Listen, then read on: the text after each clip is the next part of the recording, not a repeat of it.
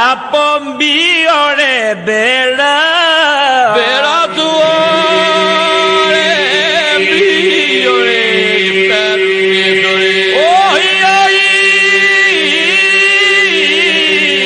apo mbi bera tuore mbi ore per midore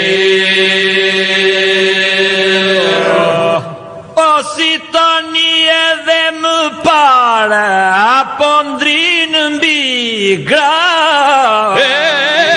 mbi gra mësuare mbi ore straje parore apo ndrinë mbi gra mbi gra mësuare mbi ore straje parore Koha vjene, koha shkon ky djeli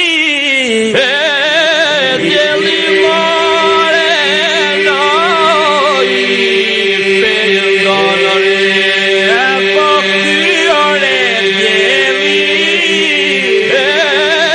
djeli more noi perdonore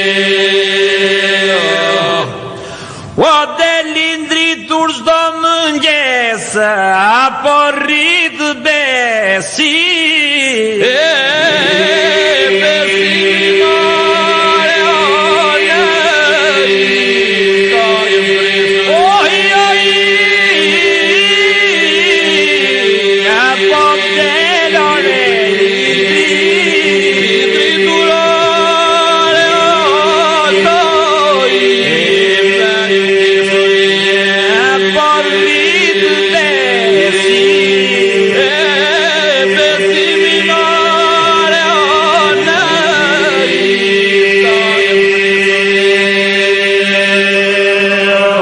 Sot në gazetën Tema doli botimi juaj I një artikulli që ja keni kushtuar të madhit Timo Lule, Bilbili të Mëzëqes. Flisni pak për këtë.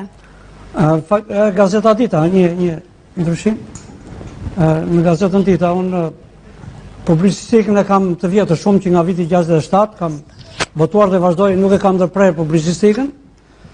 Edhe në gazetën Dita, që është gazeta prestigjose, kam votuar disa artikuj të vazhdueshëm për figura dhe personalitete. Sot, pikërisht, doli artikulli për Timo Lulen, një nga këngëtarët brillant të qytetit Fierit. Është miku I gjithë, miku I gjithë fierakëve, që ai jeton, mbushin 90 vjeç në janar, banon në Itali dhe vjen çdo vit në Shqipëri. Pra, unë ja kushtova këtij njeriu, pavarësisht që jeni brezëri dhe nuk e njihni, po ne brezion. Ai na ka dhënë kënaqësinë të jashtëzakonshme me këngët e tij dhe ai ka qenë një nga tenorët më të famshëm shqiptar, pavarësisht se kushtet e prunë që ai u rikthyen fier.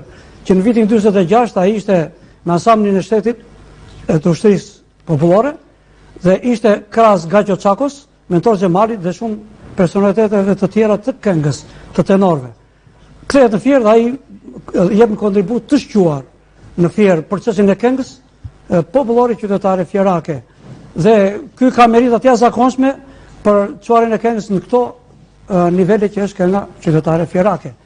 Ndaj unë ja kushtova këtij personaliteti, I cili ka një kontribute të shquar për kohën, por edhe për brezat që vijnë. Ai është për mua një shkollë e këngës qytetare fierake për brezat. Faleminderit. Po Ana. Ne si panel duam të përshëndesim juve me një këngë të kënduar nga këngëtarja jon Ersa. Faleminderit.